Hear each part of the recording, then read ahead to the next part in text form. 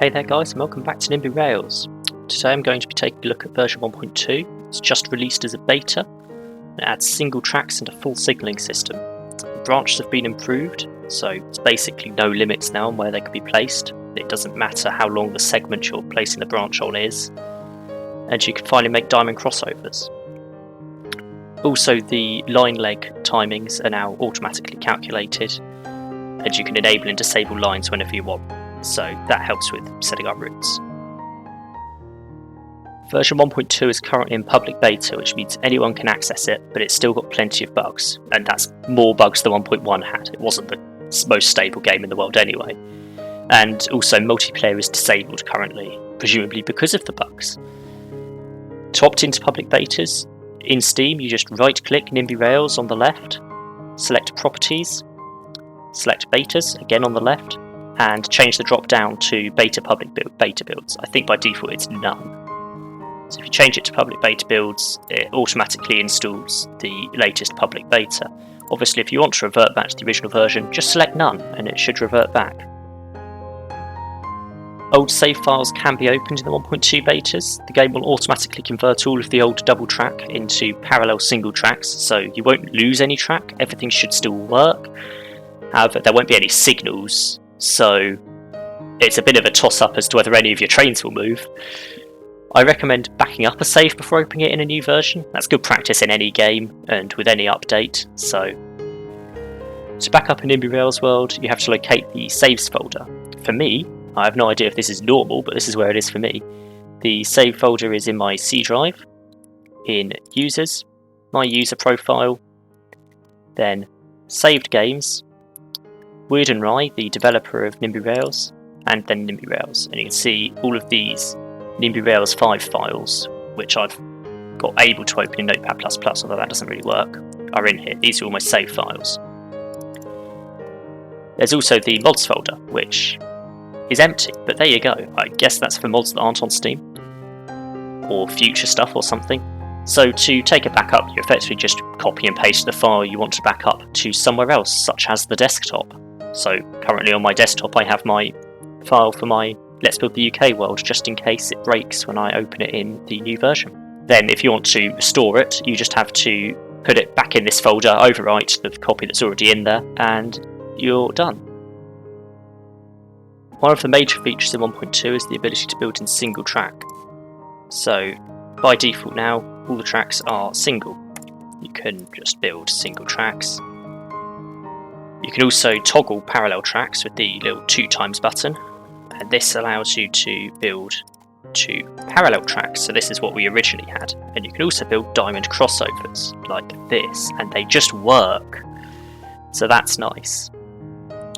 It also means we can now have left-hand traffic, because this is effectively 2 single tracks, so you can go both directions on. So there's no limitation on which side track you drive on. To help with this, all of the stations are now bidirectional, so if I create a double track station, I'm auto-appending scissor intersections at the end, which you probably only want if it's a terminus, but you can do it anywhere, and it also auto-appends block signals. So I build it out, and say build all the blueprints just so I can see it a bit clearer. It's got 2 tracks, scissor intersections, and the signals. If I were to toggle the LR, drive on left right, and build along, build all blueprints, you can see the signals on the other side now. Realistically you can just move the signals at will, but that saves you a bit of time if you do it this way. The other thing I've noticed in building is that all of the station constraints, not being able to overlap stations, gone. You can just do what you like with it now. Which is a lot nicer for building compact, lots of platform stations in small spaces. With regards to branches, basically all restrictions have been removed. So if I turn off double track, put it back on single track, see I've got my normal track here, I'm just going to branch off and it all seems to work fine. If I make some really short segments, previously these segments would have been way too short to consider getting a branch off of. Now, just do it wherever. You still sometimes get, especially if you're branching off a corner, sometimes it sort of merges through to the other side a bit and crosses over weirdly, but it always works. I've not come across an issue yet where I can't actually get the branch in. Branching with single tracks also means you can build complex junctions, as we saw at the start. Where did I put it? Over here. My complex junction, all of these single tracks. It doesn't require a lot of excess track anymore, because you don't have to build everything double, and you don't have to use a load of waypoints to get flyovers to work properly. Signals have also been re-added. Those of you who've played since the earliest versions will remember there were originally signals. They were automatically placed whenever you had a branch on the track, and basically nowhere else. More often than not, the system jammed itself up.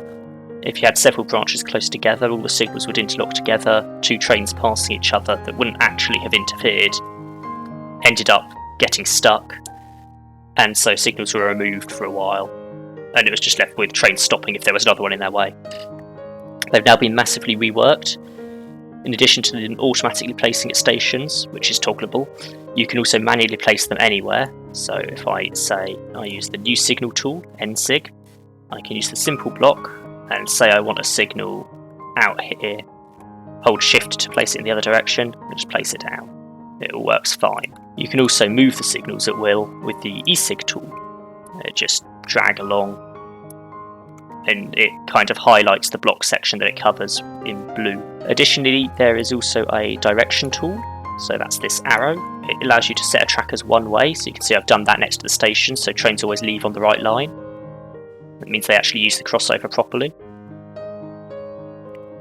There's a platform stop marker and a block release. The platform stop marker is typically already placed automatically on the platforms, but you can place more.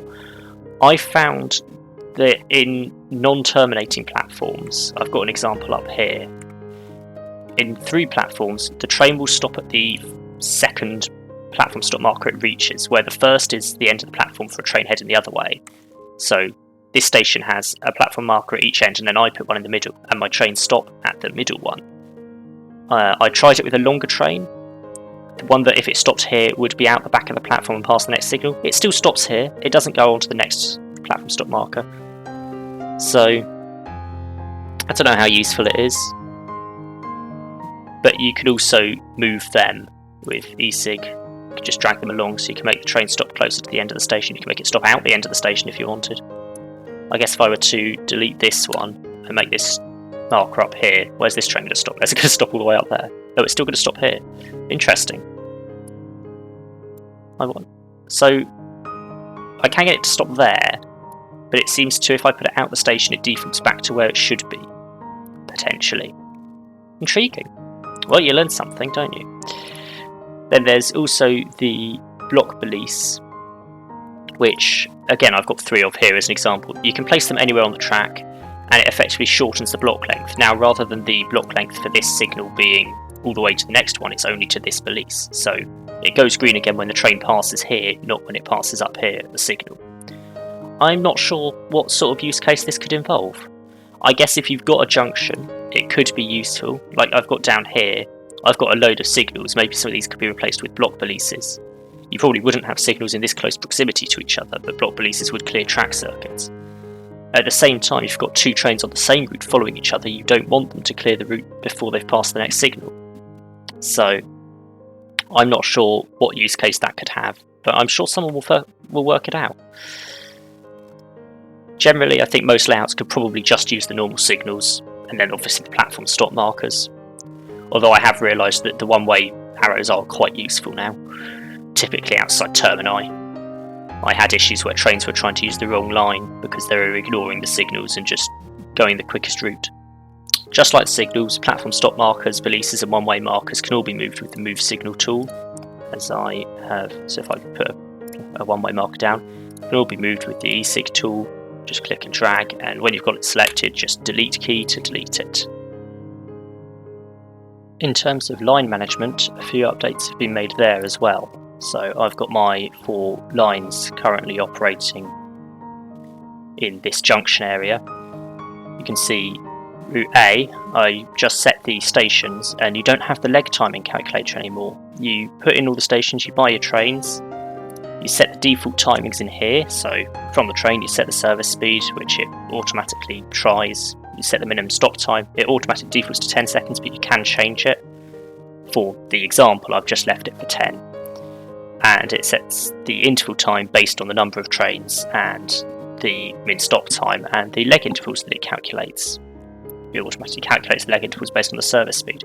You can also now say to wait for the interval at just the first stop rather than all the stops, or you can manually choose where. First stop is something that I'd wanted for a while, so I'm quite glad that's been added. And then to start the line, you just change it from closed to full, and it turns on.